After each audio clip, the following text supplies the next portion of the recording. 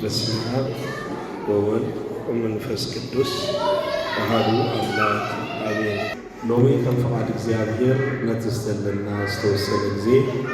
ከም መዘራረቢ እንጥቀመሉ አርእስተ ትምህርትና መዝሙር መበል 126 ተጠቂሱ ዝርከብ እግዚአብሔር ዓብይ ግብሪ ገበረልና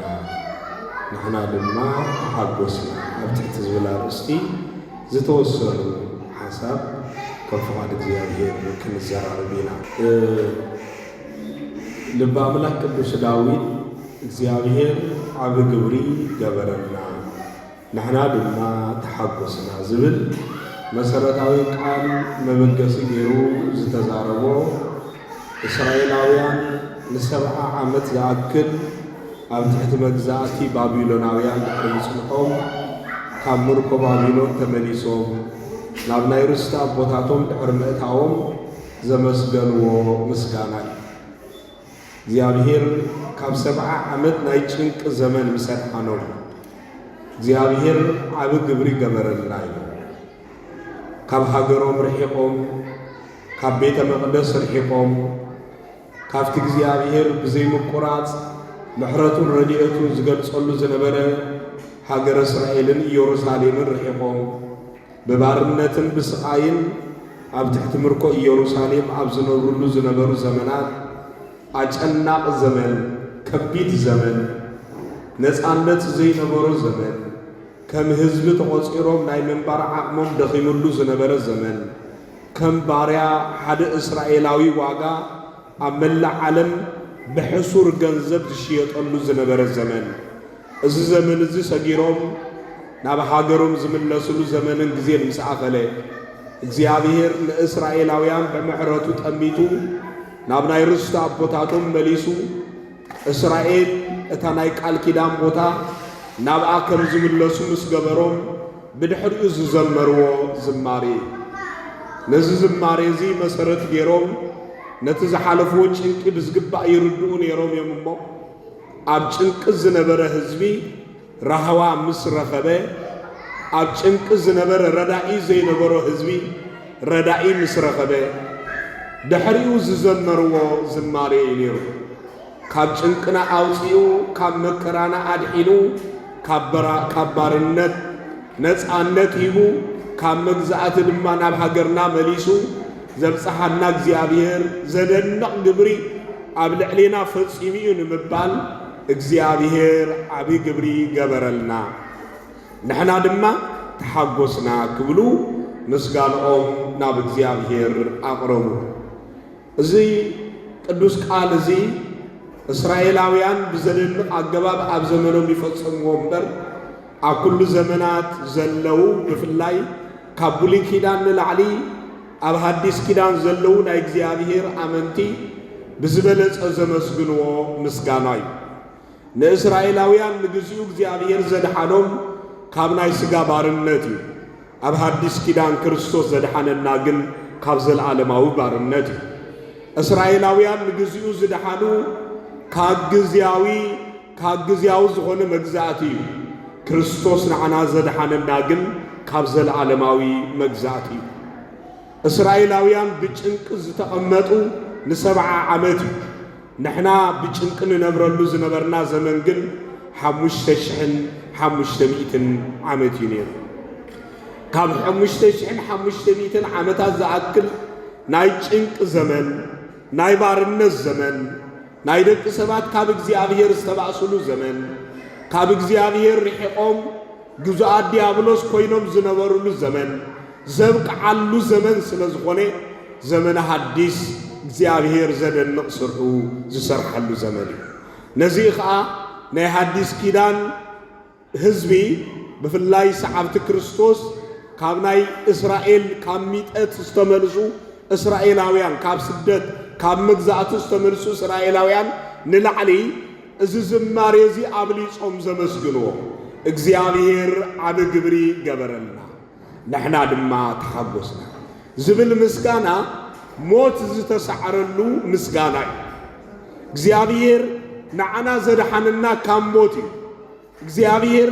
نعنا زدحننا كابزل عالماوي مجزاتي سيطان جزيئوا تنبر زنبرت عالم سيطان جزيئوا تنبر زنبرت نفسنا نام عمق سيئول وريدا تنبر زنبرت نفسي ناس عاكت وصزخالت مدهن عالم كريستوس كاب سمايات وريدو كاب دنجل مريم توليدو بحصير درت بصبيب قمت توصيلو عمل التمسقل تسقيلو ناي كلاتنا واغا مسكفللنا ناتنا واغا نسو مسكفللنا اتنا انا زي غبا زنبرناتو واغا دما نعنا هيبنا سلازي نحنا زتقبلنا يو واغانا زغبانا واغا يكونن نسو زتقبلو موت ناي موت واغا دما زغبو واغا ينبرن نسو ببحريو كمو زغبو يكونن نصها بحريو ناتنا واغا ناتنا صور صيرو ناتنا واغا تقبلو اتزي غبو موت نسو مويتو اتزي غبانا هيوت نعنا هيبنا سلازي بزي مخنيات زي لومي ابا حديث كيدان زلو كريستيانات بحبرت نزي زماري زي مسغنو እግዚአብሔር አብ ግብሪ ገበረልና እግዚአብሔር አብ ግብሪ ገበረልና ተባይሉ ዝመስገን ፀሐይ ስለዘብረቀልና ዘመናት አፈራሪቁ ዝናብ ሰማይ ከምዝዘንብ ምድር ድማ ምህርቲ ከምተብቆል ገይሩ በቁል ከምተብቆል ገይሩ ናይ ዕለት መግብና ስለዝህበና ናይ ዓመት ልብስና ስለዝኸድነና አይኮነን እዚ ተወሳኺ ነገር እዩ እግዚአብሔር ካብዝ ዝበልጽ አብ ነገር ገይርልና እቲ ካብዝ ዝበልጽ ዝገበረልና አብ ነገር ድማ ዘላለም ህይወት نحاد ودو معنت كل عالم أحليف مهاوي يوحنس معرف 3 قدر 16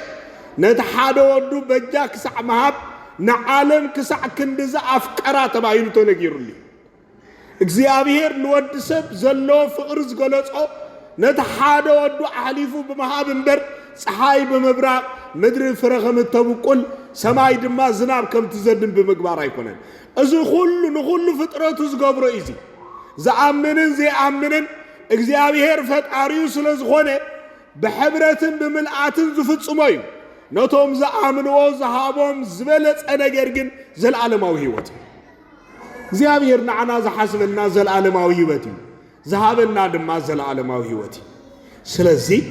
እቶም ዘላለማዊ ህይወት ዝተዋህቡ ኩላቶም ክርስቲያናት በሕብረት ነትዝገ ተገብረሎም ዘደንቅ ነገር ንምዝካር ለእግዚአብሔር ከምዝናበሉ የመስግኑ እንታይ እናበሉ እግዚአብሔር አብ ግብሪ ገበረልና ንሕና ድማ እንታይ ኮና ተሐጎስና ይሁን እግዚአብሔር አብ ግብሪ ገበረልና ዝገበረለ እግዚአብሔር እንታይ እዩ አብ ህይወቴ እግዚአብሔር ዝፈጸመለይ እንታይልና ካፍቶም ንጽብጽቦም ደቃቅቲ ነገራት ንላዕሊ እግዚአብሔር ንወድ ሰብ ዝገበረሉ ነገር نرأسو أكند كلهنا أحليف محاب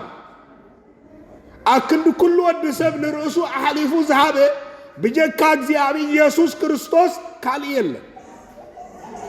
ንዑ ሞት ይግባ አይነበረን ዘይግባ ሞት በእንት ወድ ሰብ ተቀቢሉ ግን እትን ወድ ሰብ ዘይግባ ዝነበረ ህይወት ወድ ሰብ ይቦ ስለዚህ በዚህ ምክንያት እዚ እግዚአብሔር አብ ግብር ገበረልና ተባይሉ ተነግረሉ እግዚአብሔር አብ ግብር ገበረልና ተባይሉ ተነግረሉ ስለዚህ እግዚአብሔር አብ ግብር ገበረልና ተባይሉ ዝተነግረሉ ንወድ ሰብ ዝኸፈሎ ዋጋን መለክዕን ሚዛን በመግባሪ በኻል አይኮነ ነዚ ሚዛን በመግባሪ ወድ ሰብ እግዚአብሔር አብ ግብር ገበረለ ይሉ ከመስግን ዝበቃ እግዚአብሔር እንታይ ይገርና نزبل حتو مسارتها وملس زلهم بعرابزي كال دققت نجارات سبات كتقصوا يخوليهم دققت نجارات كنتقصوهم زكال نخيلينا كابز زعب نجار جنيل اتهم دققت توسخت نجاراتهم زيابير حميمنا فويسنا خو نخيلي أمينا عنجلنا خو نخيلي دخينا هارتامات غيرنا خو نخيلي ولا سيدنا ولا دهيبنا خو نخيلي بحدار صبغ زخونا نابران هيوتن كمن مرح غيرنا خون غلي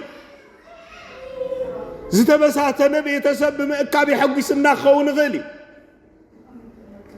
ازيهم كلاتهم كنت وسخت نجاراتي ካብዚአቶም ዝበልጽ እግዚአብሔር ንወዲ ሰብ ዝገበረሉ እግዚአብሔር ንወዲ ሰብ ዝገበረሉ ድሕነት ስለዚህ ድሕነትና እነመስግኖ ንእግዚአብሔር ዝተገበረልና በምስካር ከአኒ ንእግዚአብሔር ንዝምረሉ እግዚአብሔር ዓብ ግብሪ ገበረልና ካብ ዝተዋህበና እቲ ዝዓበየ ግብሪ ካብኡ ንላዕሊ ዝሐጉስ ሓደ ነገር የብልና ነዚ ማቴዎስ ወንጌል ምዕራፍ 6 ክትምልከቱን ከለኹም በመጀመሪያ ጽድቁን መንግስቱን ድለዩ ካልእ ኩሉ ክውሰኸኩም ይስተባለ ካብ ጽድቁን መንግስቱን ወጻኢ ካልኦት ተወሰኽቲ ነገራት እዮም እምበር መሰረታውያን ነገራት ኣይኮኑን ሓዳር ንወዲ ሰብ መሰረታዊ ነገር ኣይኮነን ውላድ ንወዲ ሰብ መሰረታዊ ነገር ኣይኮነን ሓሚምካ ምጥዓይ መሰረታዊ ነገር ኣይኮነን መሰረታዊ ነገር እንታይ እንተዳ ተባሂሉ ጽድቁን መንግስቱን ምድላይ ሰብ ብዘይ ሓዳር ክነብር ይኽእል እዩ ሃብታም ከይኮነ ክነብር ይኽእል እዩ ከይተማሃረ ክነብር ይኽእል እዩ ከይጥዓየ ክነብር ይኽእል እዩ ጽድቁን መንግስቱን ከይደለየ ክነብር ግን ኣይትፈቕደሉ ምክንያቱ ሰብ ዝተፈጠረሉ ዕላማ ስለ ዝኾነ ዝተፈጠርናሉ ቀንዲ ዕላማ ጽድቁ ደሊና መንግስቱ ንምውራስ ስሙ ንምውዳስ እምበር ካልእ ንኻልእ ዕላማ ዝተፈጠረ ፍጥረት ኣብዚ ዓለም የለን በዚ ምክንያት እዚ ሰብ ነዚ ዝተፈጠረሉ ቀንዲ ዕላማ እንተረስዒዎ ኣብ ህይወቱ ከቢድ ክሳራ ኣጋጢምዎ ኣሎ ማለት እዩ መንግስቱ ንምውራስ ዝተፈጠረ ወዲ ሰብ ኣብ ተራ ነገር እንተተረኺቡ ስሙ ንምውዳስ ዝተፈጠረ ወዲ ሰብ ኣብ ተራ ነገር ተረኺቡ እቲ ውድቀት ዝጅምር ሸይ ስለዚ እግዚአብሔር ዓብ ግብሪ ገይረልና እሞ ነቲ ዓብ ግብሪ ዝገበረልና እግዚአብሔር ጽድቁን መንግስቱን ብምድላይ ነቲ ዝተገብረልና ዓቂብና ብምሓዝ ማለት እዩ ብኻልእ ኣበሃል ዝተገብረልና ነገር ዓቂብና እንተዘይሒዝናዮ እቲ ዝተዋህበ ነገር ኣባና ኣይሰርሕን እዩ ኣባና ክሰርሕ ዝከኣሎ ግን ዓቂብና እንተሒዝናዮ የለ ሰብ ንዝተገብረሉ ነገር እንተረሲዑ እቲ ዝኸበደ ውድቀት ሽዑ ይጅምር ስለዚ ብኩሉ መለክዒታትን መምዘኒታትን ነቲ ዓብ ነገር ዝገበረልና እግዚአብሔር ብትክክል ተገንዚብና እንተረዲእና ብኡ ህይወት ክንነብር ይግባአና ቅዱሳን ኣቦታትና ዓለም ዝመነኑ ንዓለምን ፍትወታን ዝነዓቑ እዚ ዓለም እዚኣ ግዝያዊት ምዃኖም ተረዲኦም ካብ ዓለምን ካብ ሃብትን ንግስነትን ንላዕሊ ሰማያዊ መንግስቲ ብሂጎም ፈቆዶ ምድረ በዳን ሽንጭሮን ዝተቐመጡ ካብዚ ዓለም እዚኣ ከለው ስደተኛታት ኮይኖም ዝነበሩ ነቲ ዝተገብረሎም ስለ ዝዘከሩ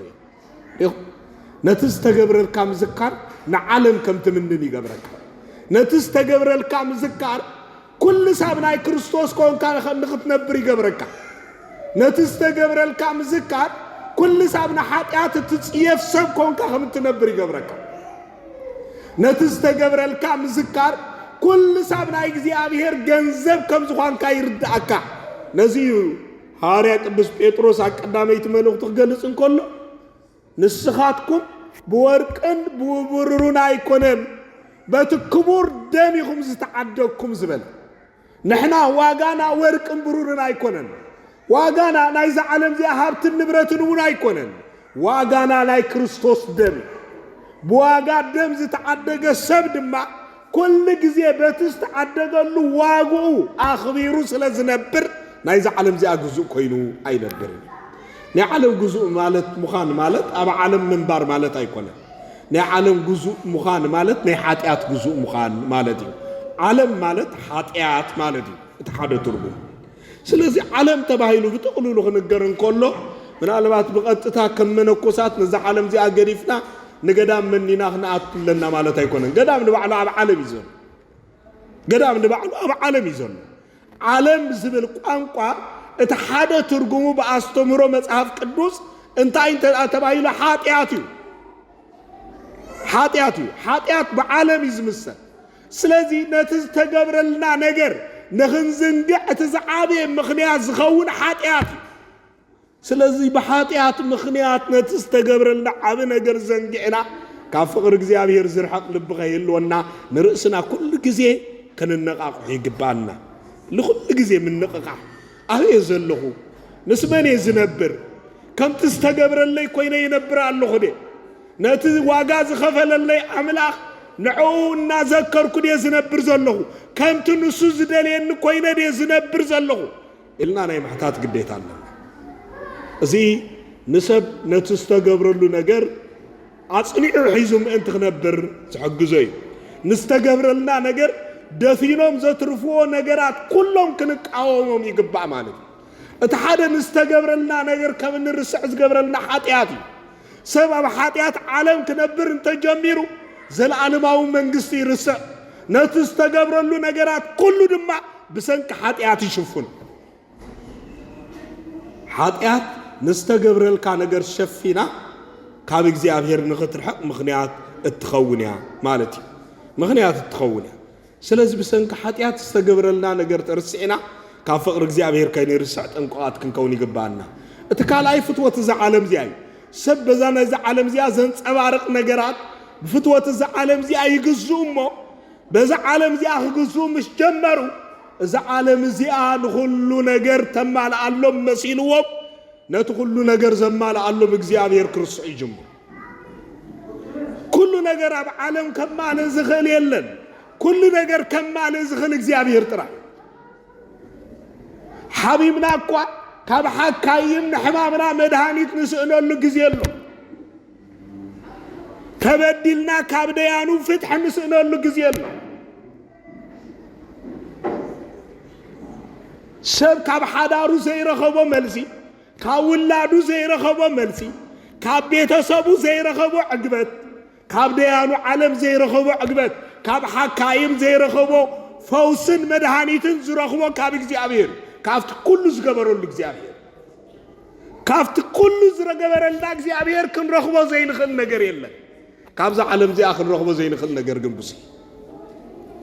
كافت كل زغبرلنا እግዚአብሔር እንረخبو ነገር ብዙ አይ كابز عالم زي أن رخبو نجار جن وحدي سلزي نت كله زجبر النان ناي كل حتنا ملس زلون ناي كل نجارنا مدهانيت عبيدو زحزن እግዚአብሔር جزءات كنكون جزءات كوينا خين تر جزءات نخين خون عنقفات كوينو فتوت نايز عالم زي أخي جزءنا زنس أوارق نايز عالم زي نجار جزيو ندحريت كيمل سنة كل سابت مقاط كنكون يقبعنا مخنياتو إذا عالم زي حنيق أزترفتهم بزحاتهم نيودا ككريستوس حنيق أزترفو جنزبي نيرو لو من إذا عالم زي أفتينو كفقر እግዚአብሔር كمن نفله ناب እግዚአብሔር زلنا قربيت أرحق كم زخون نግዚአብሔር نهبو جزينا ترف جزينا أكوان እግዚአብሔር نايمهاب عقمنا نادخمه خمس مص ناجبرتوت مص زلا أبسمن استوريو فول تايم فول ملو جزيون እግዚአብሔር زهب أيكونه ترف جزيون እግዚአብሔር زهب سبنا وحده يزمت زون حقي ملو جزية سيترف حقي نه سب ترف جزية قا اتنزلوا ترف جزية نግዚአብሔር مهاب عزو إننا تشجر زمت زون زلوا جزية نسألوا زخون جزية الناس أنا زمت زلوا جزية نسأب زخون جزية الناس أنا زمت زلوا جزية رأيهم قال እግዚአብሔር ንመስማዕ ዝኸውን ግዜ الناس أنا ዝመጸሉ ዘሎ ግዜ ንጹህ ጽዋት ዝኸውን ሰፊሕ ግዜ ዘለዎ ትውልዲ ንቃል እግዚአብሔር ዝኸውን ግዜ ግን الناس أنا ዝመጽ ዘሎ ትውልዲ ኣብ ዘመን ዝንዳፈረ ዝመጽ ዘሎ ግዜ ይኹም ስለዚህ ንእግዚአብሔር ብዙሕ ግዜ ንኸይንህብ ሓኒቓ እናሓዘት ነድሕሪት እትመልሰና እተንጸባርቕ ዓለም ናታ ግዙኣት ኮይና ከይንተርፍ نرأسنا قدم እግዚአብሔር ከነቅርባ ይግባና እቶም በخمس ዝተገዙ ሰባት ነቱ ዝተገብረሎም ዓብ ነገር ናይ ምዝካር ዓቅሞ ኣዝዩ ድኹም ናይ ምዝካር ዓቅሞም ኣዝዩ ይሽገሩ ኣይኮነን ንምንባር በቱ ዝተገብረሎም ዓብ ነገር ንምዝካር ከይተረፈ እዮም ዝሽገሩ ንምዝካር ከይተረፈ ይሽገሩ ኣይኮነን ንምግባር نعوز ذكروا له جزية ونيبلومن نعوز قبروا له أيقونن نعوز ذكروا له جزية نعوز حاسبوا له جزية ونيبلومن زيابير قبروا لهم عاب نجر نمذكار أيقونن نمقبار أيقونن نمذكار الشجر تولدي كم زبز قبروا زنت أبارق نجارات سبات كجسب كجزاء مش جمري بزنت أبارق نجارات نجزامبو እቶም ዘንጸባርቁ ነገራት ኩሉ ነገር ክገብሩልና ዝኽእሉ ይመስለና ንሳቶም ኩሉ ነገር ክገብሩልና ዝኽእሉ ስለዝመስለና በዚ ምኽንያት እዚ ድማ ኣዚና ንሽገር ንእግዚአብሔር ናይ ምግዛእ ዓቕምና ድማ ድኹም ከም ዝኸውን ይገብሮ ኣዝዩ ድኹም ከም ዝኸውን ይገብሮ ዘንጸባርቕ ነገር ንብዙሓት ሰባት ስሒቡ ካብ እግዚአብሔር ኣርሒቁ ነቲ ዝተገብረሎም ነገር ከም ዝርስዑ ገይሩ ደቂ ዓለም እዚኣ ከም ዝኾኑ ገይሩ ዘትረፎም ዘንጸባርቕ ነገር ይሁዳ ብ30 ብር ተገዚኡ ነቲ ዘደንቕ ነገር ዝገበሩሉ ኣምላኽ ረሲዑ ድማ ንድሕሪት ተመሊሱ ዴማስ ተሰሎንቄ ትመስል ከተማ ስለ ዝማረኸቶን ስለ ዝገዝአቶን ካብ ክርስቶስ ተሓይሽ መሲላቶ ኣብ ተሰሎንቄ ተሪፉ ስለዚ እዛ ዓለም እዚኣ ሓኒቓ ዘትረፈቶም ብዙሓት እዮም እዛ ዓለም እዚኣ ንድሕሪት ዝመለሰቶም ብዙሓት እዮም በዛ ዓለም እዚኣ ተታሒዞም ዝተረፉ ብዙሓት እዮም እዛ ዓለም እዚኣ ንዝተገብረልና ነገር ከም ንትርስዕ ትገብረልና ዝተገብረልና ነገር ከም ትርስዕ ንትገብረልና ዓለም ግን ብዝበለፀ ንዓ ንምስዓር ዓቕሚ ዝኾነና ነቲ ዝተገብረልና ኩሉ ግዜ ኣብ ቅድሚ ዓይንትና ምግባር እዩ ስለዚ ካብ ዘንጸባርቕ ነገር ተገዛእቲ ካብ ምዃን ንርእስና ምዕቃብ ይግባአና ምኽንያቱ ዘንጸባርቕ ነገር ግዜያዊ ሓጎስ እምበር ዘለኣለማዊ ሓጎስ ክህብ ኣይክእልን ዘንጸባርቕ ነገር ግዜያዊ ዕግበት እምበር ዘለኣለማዊ ዕግበት ክህብ ኣይክእልን ዘንጸባርቕ ነገር ኩሉ ነገር ከመላኣልና ኣይክእልን ኩሉ ነገር ከመላኣልና ዝኽእል እቲ ኩሉ ዝገበረልና እቲ ዓብ ነገር ዝገበረልና እግዚአብሔር ካብ ዕለታት ሓደ ግዜ ይበሃል بفقرهم زتمسكروا لهم أزيم زدنقوا كل التسبات نيروم يبهال كل استبع أساسا مسالي زقبرهم كم بعل كستون نريهم زي تفاقرون دابلا مسالي زقبرهم نيروم يبهال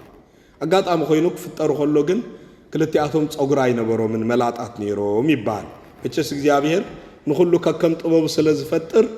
نقوليو حصير نقوليو نويح نقوليو ጸሊም نقوليو ቀይሕ نقولي صقر زلو نقولي صقر زيبل እግዚአብሔር መቸስ አፍተፈጥሮ ዘይምርመር አምላኽ ስለዝኾነ እዚ ኻኒ እና እግዚአብሔር ተፈጥሮ ከመነ ድንቅ ስለዝገብረና ብዙሕ ዝገርም አይኮነን ስለዞም ክልተ ሰባት ፍቅሮም ሰብ ዝድነቀሎም እዮም ግን صقر የብሎም ካብለታት ሓደ መዓልቲ መገድ ከኸዱ ከለው ኩሉ ሰብ አብነት ዝገብረሉ ዝተባአሰ ኩሉ ካብ በዓል ክስቶ ተማሃሩ ኢሉ አብነት ዝገብረሉ እናኸዱን ከለው አቀድሚቶም ሓደ ዓብ ወርቂ ዝወደቀ ኣብ መገድ ረኺቦ ድሓር ምስ ረኸቡ ሓደ ርእይዎ እቲ ሓደ ግን ኣልዒልዎ በዛ ምኽንያት እዚኣ ግን ባእሲ ጀሚራ ኣነ እየ ዘለዓልክዎ ኣነ እየ ዝረኣኽዎ ዝብል ክርክር ኣብ መንጎኦም ተላዒሉ ድሓር ሓደ ሽማግለ ሰብኣይ ናብ ከባቢኦም መፂኦም ክበኣሱ ምስ ረኣይዎም ኣዝዩ ገሪሞም ብፍቕርኹም ሰብ ዝተፃልአ ሰብ ኣብነት ዝገብረልኩም እንታይ ኮንኩም ኢሎም እቲ ክርክሮም ስለ ዘይቋረፁ بدحريو زور كذي أنا أريئيو أنا العليو زبل كركر مسكون أنت أيلومم ورك أنت خوني يمكال فقر جناي ركابني مو وركهم تماقيلكم فقرهم عاقبكم بفقر من بارح شوكم فقرهم بورك يتتكونيهم ورك أجن بفقرهم صوت خليهم يلو بدحريو كمقلوهم يلو نتاب ورك كفت مسبلوا كلت مسمقلوا لك مسكفتوا لك دقا زنصبارق وشتا ግን መዘርገፍ ያ ነራ አስተውሉ ቶም ሰባት አቀዲሞም እንታይ የሚለኩም እንታይ ይብሎም ስለዚህ ታብወርቅ ዝተሸፈነት ከንታ ያ ነራ መዘርገፍ ያ ነራ ነዞም ጸጉር ዘይብሎም ሰባት መዘርገፍ ታይ ትገብረሎ ስለዚህ በዘይት ተጠቅሞም ነገር ይምዝባሱ ነራ ለሙን ዝበዝሐ ሰብ ዘይጠቅሞ ነገር በዘይት ጠቅሞ ነገር ካፈት አሪው ተባይሱ ዝፈለቱ ውልዲ እና በዛህ ዝመጽ ዘሎ ሰብ በዘይ ጠቅመና ነገር ካብ እግዚአብሔር ዝተፈለና በዘይ ረብሐና ነገር ንግዚአብሔር ምርሐ ካብ እግዚአብሔር ዝርሐቅና አዚና ብዙሓቲና እግዚአብሔር ዓብ ግብር ገበረልና እታ ዓብ ግብር ዝገበረልና እግዚአብሔር በዘን ጸባርቅ ነገር ግን ካኡ ካብ ምርሐቅ ንርእስና ክንዕቅብ ይግባአና ማለት እዩ ስለዚህ ቅዱሳን አቦታትና አኩል ዘመኖም ዘንጸባርቅ ነገር ከይገዝኦም ንግዚአብሔር ዝመረጹ ከንቱነት ዘዓለም ዚኣ ተረዲኦም ነቲ ዘይሐልፍ አምላኽ ንዑ መሪጾም ምስኡ ዝተመላለሱ አቦታት እዮም ዘለውና ንሕና ደቂ ዞም አቦታት ዚኣቶም ኢና ስለዚህ ንስተገብረልና ነገር በቶም ዝተገብረሎም አሚኖም ንእግዚአብሔር ዘስመሮ እናዘከርና ኩሉ ዘመናት ንስተገብረልና እንዳዘከርና ክንነብር ይግባአና ነዚ ንክንገብር መንፈስ ቅዱስ ይደግፈና ስለዚህ ዝተገብረልና ነገር ዘረስዑና ነገራት ኩሎም ካብ ውሽጥና አርሒቅና ንስተገብረልና ዘዘክሩና ኩሎም አቅድማ ኢንተና ጌርና ንእግዚአብሔር ክንስዕቦ ይግባአና ዝተገብሩልና ነገር ንምዝካር ዝሕግዙና እቲ ናይ መጀመርያ ኩሉ ሰብ አቅድም ቃሉ ምዃኑ ቃሉ ኩሉ ግዜ ንስተገብረልና ነገር ዘዘክረና ኩሉ ግዜ ኣብ ጥቃ ቃሉ ዘሎ ሰብ ናይ ፍረሰብ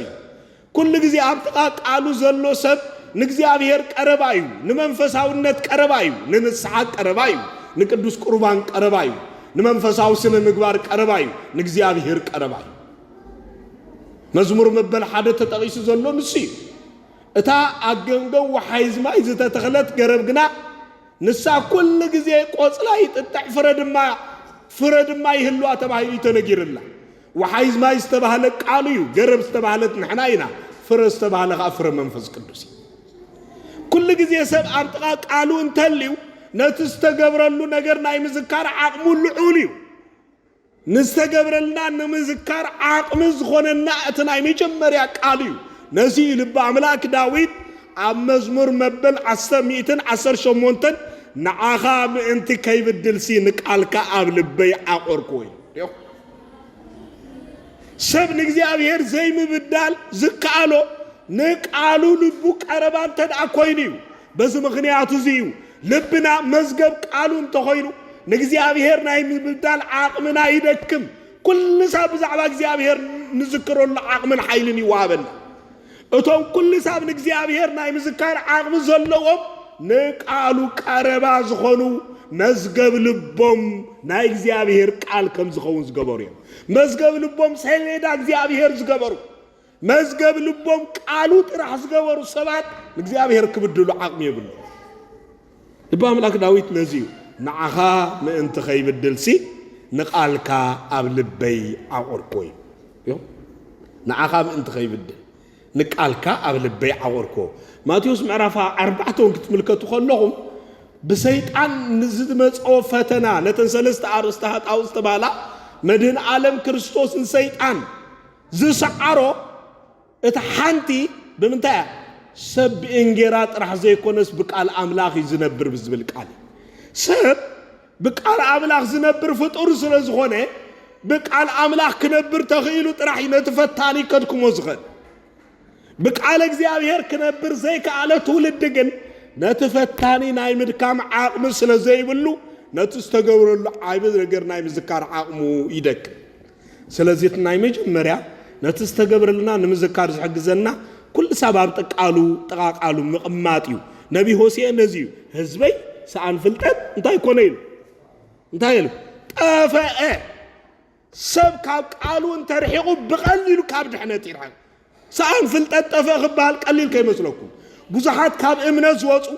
ብዙሓት ካብ ሃይማኖት ዝወፁ ብዙሓት ዝተበላሸው ስነ ምግባር ዝህልዎም ካብ ቃሉ ምስራሐቁ ቃሉ ምስራሐቅና መንፈሳዊ ድኽነት ከጥቃና ይጅምር ወይ ድማ መንፈሳዊ ድርቅ የጋጥመና በድሕሪ ዝብቀሊሉ ተጠቃዕት ናይ ሰይጣን ንኸው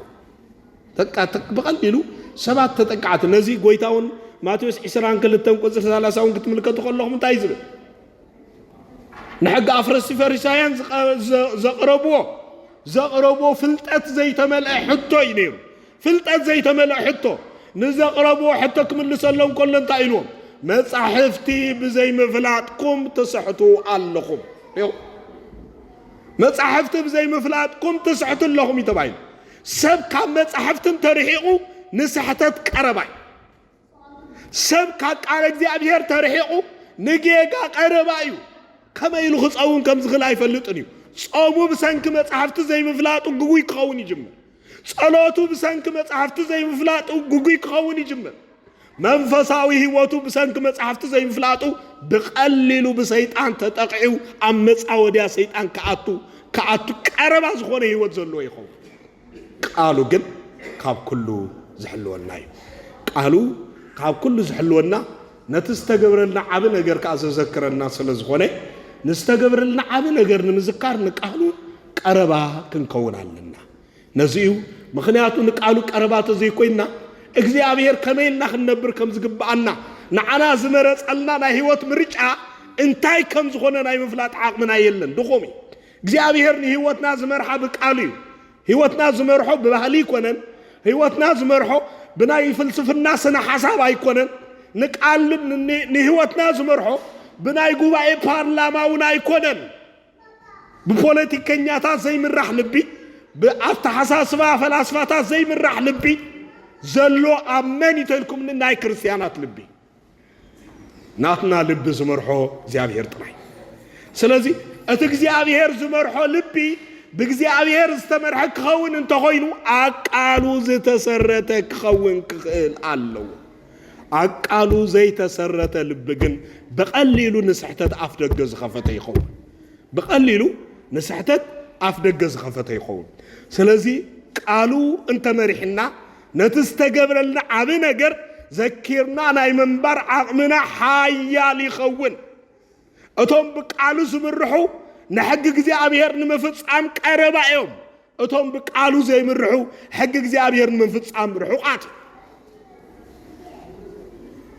نقالو قربا زخونو أتوم أبتقا قالو كل زي زلو يوم زي أبيهر مبار بقالو غيرون عنا سلز الزاربنا انتاي كم زبلنا እግዚአብሔር አኩል ኩነታትና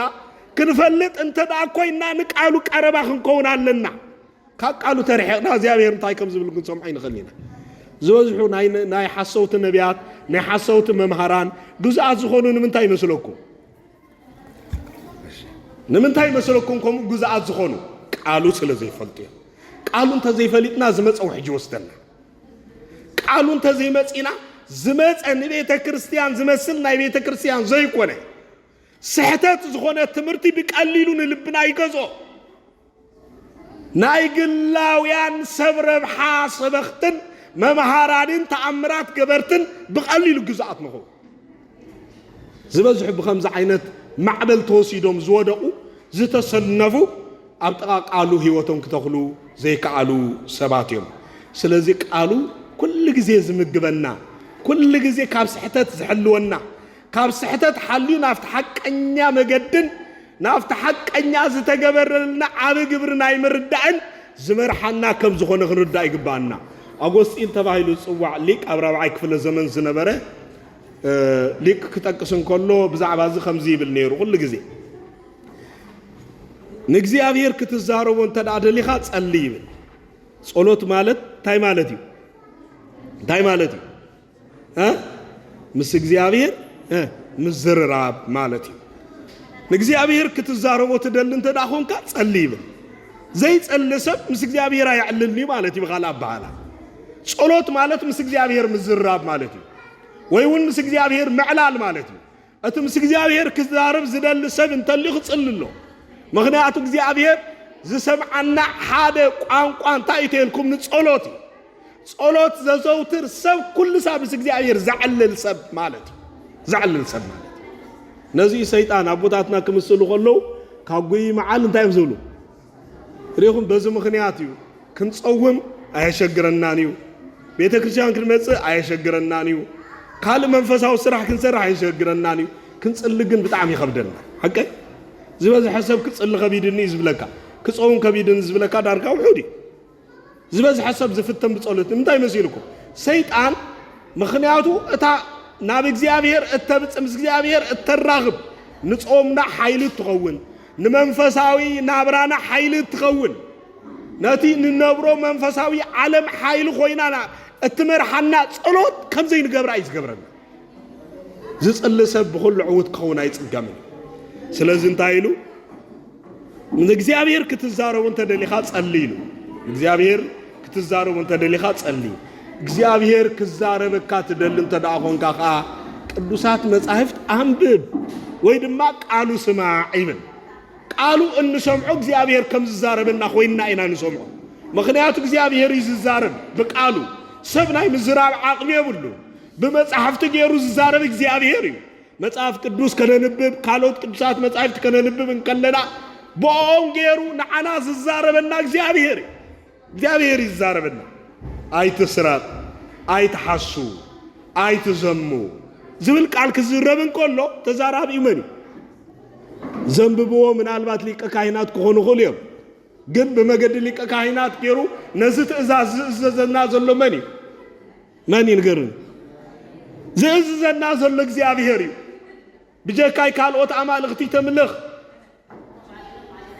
سم እግዚአብሔር بكنتو አይተልዕል نسنبت أبك أخبر አይትቅተል አይትዘሙ አይትሐሱ ንብጽ አይካኸብ ነፍስኻ ጌርካ አፍቅር እናበለ ዝዛረበና እግዚአብሔር እዩ በቅዱሳት መጻሕፍትን በቃሉን ጌሩ ዝዛረበና እግዚአብሔር ይሞ ከምት እግዚአብሔር ዝዛረበና ጌርና አይመስማ ግዴታ አለና ስለዚህ እተናይ መጀመሪያ ነተስተገብረልና አብ ነገር አቂብና ንመሐዝ ሐግዘና ቃሉ ንቃሉ ቀረባ ክንከውን ክንክእላለና በመገድ ቃሉ ድማ ንጎረቤትና ዘይኮና ንርእስና ከነንብባለና ቃሉ ንርእስና እንንብበሉምበር ንጎረቤትና ንወቅሰሉ ይኮነን ግልጽ ዲ ሐቅ ቃሉ ንርእስና እንንብበሉ ንፈልጠሉምበር ንጠቃዳ ዘሎ ሰብ ንፈልጠሉ ይኮነን ቃሉ ማለት ንስኻ መን ይኻምበር ሓውኻ መን አይብልን بقطታ ዝዛረብ ብዛዕባ ናይ ስለዚህ ንዓና ከም ዝዛረበና ጌርና ብምስማዕ ንርእስና ዝጠቕመና ክንሕዛለና በዚ ምክንያት ሪኹም ዝበዝሐ ሓዳር ስምምዕ ዘየለን ምንታይ መስለኩም ብይኮ ቤተ ክርስቲያን ውን እንተመሃረት ሰባት ኣብ ቤተ ክርስቲያን ሰብኣይን ሰበይትን ምስ መፁ ቤተ ክርስቲያን ክትምህርን ከላ እታ ሰበይቲ ትሰምዖ ናይ ሰብኣይ ከመይ ክኾነላን ሰበይቲ ኣለዋ ኢላ ትሰምዕ بفتصم لب يفقرا ما انت اقبل كان رؤوس اهلي في هاب كم كريستوس زبل تسمع اها تبلشو تحزا اتسباي كاني نايتا سبيتي سمع انت يزبل سبيتي انت تكبروا ها سبايا تتعززو اها تززني ازلوا ازيام قحسكوا ريو شفت غزا مسكدو انت يزز بيمبور خططفو زي تخيل كوينات يفطر مالك اساتو غومرا يفطر أفكرن نزيل ما أصدق فكر كان فلتها فلا يبزمعوا العالم ناي فقر مجلس زبالو بزحات أطعم زي ودا بزحات نجارات الله حكي مبابا حيس كام خاد الله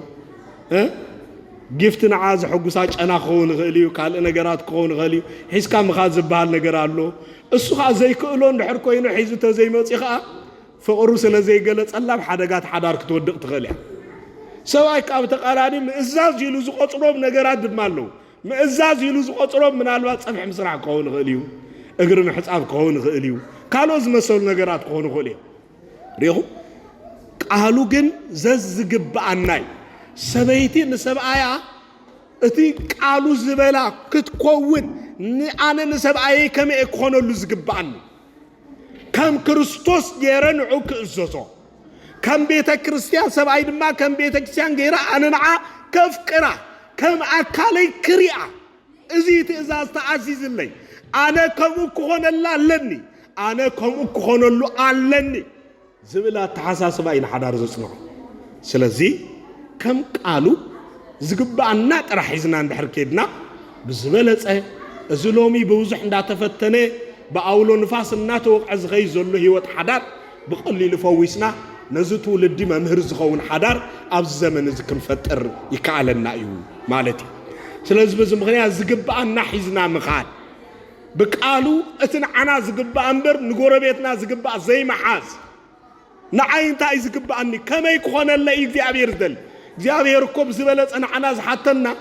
ኃጢአትና ክንናዘዝ ዘይ መኻልና ይምበር ኃጢአቱ ጻይና ክንነግር ስለዝኻልና እግዚአብሔር ዝምሕረና ምሕረት የለ ማንም ሰብ በገዛ ራሱ ይዝሕተት ስለዚህ ቃሉ ከምት ዝግባአና ሰሚዕና አብይወትና ኩሉ ክንጥቀመሉ ምስል ንግል ነቲ ዝዓቢ ዝተገብረልና ነገር ናይ ምዝካር ዓቕምና ይሕይሎ እቲ ካልኣይ ቅዱሳን ንእግዚአብሔር ንመስማር نتزع استجبر لهم عبد جبري استجبر لهم عبد جبري النازكروا نمنبع زتت أكملوا مجدي انتايو بوزح تجادلوا لهم محلافيو سلذي نتوم بوزح تجادلوا بمحلاف نتعب جبري استجبر لهم ذكرهم نزع عالم ذي أمني لهم زحلوا في كدوسان كل جزء مزكار كل جزء مزكار نعاتهم مس إن ذكر مع عقمي خننا صادق أبونا أبونا إيوس آتيوس بخمس عين تأجن تجادلو زعكل نعلم منينو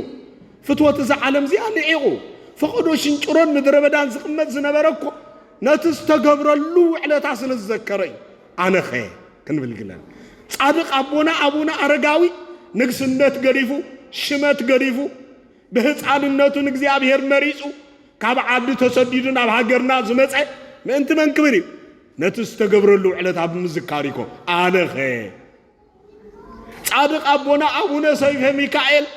بتقادلو نيروم أقدامنا أبهاجرنا قدام كسع مسرات بقيعهم نهاجرنا مخنيات من براخ كوينهم استرخبوا نقزي أبير سلزف قريمكو نستقبر الله على تعب نجر كرسع زي مخالهم يمكو أنا خير قوم مزبلنا أنا خم بال زي مرسع أنا خنتاي جيري استقبر اللي رسعنا ولا تذكيره أتستقبر لنا بتغكل مفلات نعو مسفلتنا نعو نمعك عبد ما أبتقادلون كالسن منبار أب منفساو عالم برتعات كينا نخنبر زحية لنايو بعبيو مالتي سلازم تقادلو قدوسان مذكار نقالو كل جزي أكد مع إنتنا مقبار نزب مقبار لما هيوتنا كل جزي نتستقبر لنا عب نقر مذكار حق زنا كل جزي هيوتنا عب نصحة كم تنبر مقبار كقدوس قربان زي تفلي هيوتنا كم زلونا مقبار لومي نمقراب نعهم بحق أيكونن نمنصح نعهم بحق أيكونن منفساوي هيوات مريحكم نخدكو رحق أيكونن مغنياتو استقبروا الله تابوت لومي أبزاها كتما زي آتياتو لكم يعني سلازي لومي سبن زي مقراب نابين أي كتما كغيد أين أي ورحك تصبز بالحطو تمليسو اللي يموني نزحطو زمن لسلنا أملاق زيابهير عاب قبر لنا نحنا دما تاي قبرنا نحنا دما تاي كنا حقوسنا نستقبر الكعب زكار منشو حقوس تبعله زل عالماوي هيوتي كريستيان أبز عالم زكولو حقوس كويني نبرني ناي كريستيان ناي حقوس مبقولو أبي أنت دايلنا ناي كريستيان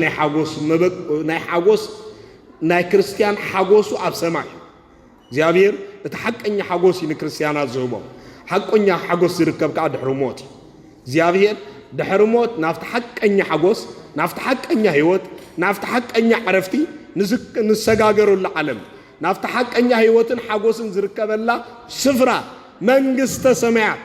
الداليو نبع زبط حنا أملاخ يموني سلزي تعب قبر زقبر لنا زيابير نحقوس العالم الداليو نتا نحقوس العالم كا منش محقوسيت مبقسيت محقوسيت زقبرها بيت كريستيان يموني أبزا بيت كريستيان زي حقوسنا قليسنا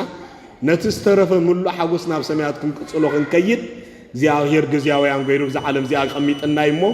كل ساب لك زيابير حقوسنا خنقل صلي قبالنا مالتي التسالساي ناي موداتان نتعبك نجر استقبر لنا ذكرنا انت ايتلكمني كل جزياويان كم زخنا حسيبنا منبار سبب ذا عالم زي جزياوي زل عالماو سب يلن بكونترات زمصانا انا نفس وقفنا نزي حواري قدوس ጳውሎስ كلنا ناي ذا عالم زي اغايش مغانا مصاعتኛታት مغانا زጠቅስ ذا عالم زي ان كلنا دنኳንያ لكع كم داسያ لومي تسريحات صبحت تفرسያ أبز عالم زي أن زل عالم زنبرة يلن نحنا أقاب بتولد دخل ريو خلنا سقع سالساي ولدو خوقات سرزغل يبلنا من الوقتهم عدلنياتات سقع سالساي ولدو زرعيهم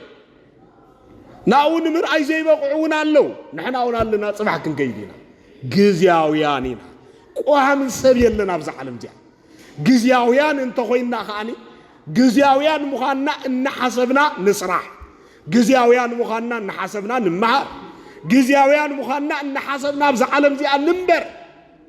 إذا مس إن نبر نمنجس أملاك يرسعنا نمبر مهندكبينا زيابير نزعقني ذهبهم كبسانا بوتاتنا نزع عالم زي أمنينهم زخدو عالم جزياويت مخانا سلسترديهم عالم جزياويت مخانا ترديهم نعلم منينهم فتوة زع عالم زي أجازيون ندحري تعيمل سومن نجزيابير بزبلة أمريكهم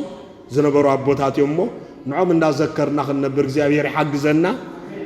زيابير عب جبر جير لنا إمو نتز جبر لنا عب جبري أقدمون إسرائيلاويان كابز جبر لهم جبرنا العلي نعناز جبر لنا جبري بلس نإسرائيلاويان زد حنوم كابس جاو موت كابس جاو بارنتيو نعنا زد حن الناجن كابناي نفس موت كابز العالم أو موتي إذ زجبرنا أملاك سمستمسجن يكون እግዚአብሔር ምእንተ ኩሉ ነገር እግዚአብሔር አብግ ብር ገበረልና ንሕናት ወን ተሐጎስና ዝብል ጠቅስ መሪጽኩም ነዝዕለት ዝን ምዝካር ምክንያት ጌርኩም ይኹሞ እግዚአብሔር ሐጎስኩም ምድራውን ሰማያዊን ጌሩ ስጋዕ ዘለዓለም አቤቱ ትነብሩ መንፈሳዊነት እናናፈቅኩም ትነብሩ ነዝዝ መጸታቦት እናገልገልኩም ንቤተ ክርስቲያን ዝግባእ ነገር እናገበርኩም ንታቦት ዝግባእ ክብር እናሃብኩም ናአገልገልቲ ብዝግባእ ድማ አገልገልትን ዘለውኹምን ህያብኩም ስለዝኾኑ ዝበለጹ ህብተኹምን ስለዝኾኑ አገልገልቲ በትዝግባእ ዓቂብኩም ንቤተ ክርስቲያን ሓሊኹም ክሳዕ መወዳእታ ታቦት ኪዳነ ምሕረት እናገልገልኩም ክትነብሩ እግዚአብሔር ይሓግዝኩም ቅዱስ እግዚአብሔር ስለዝማርና ተመስገነ ይኹን ደጊመ እንኳ ሓጎሰና ስብሐት ለእግዚአብሔር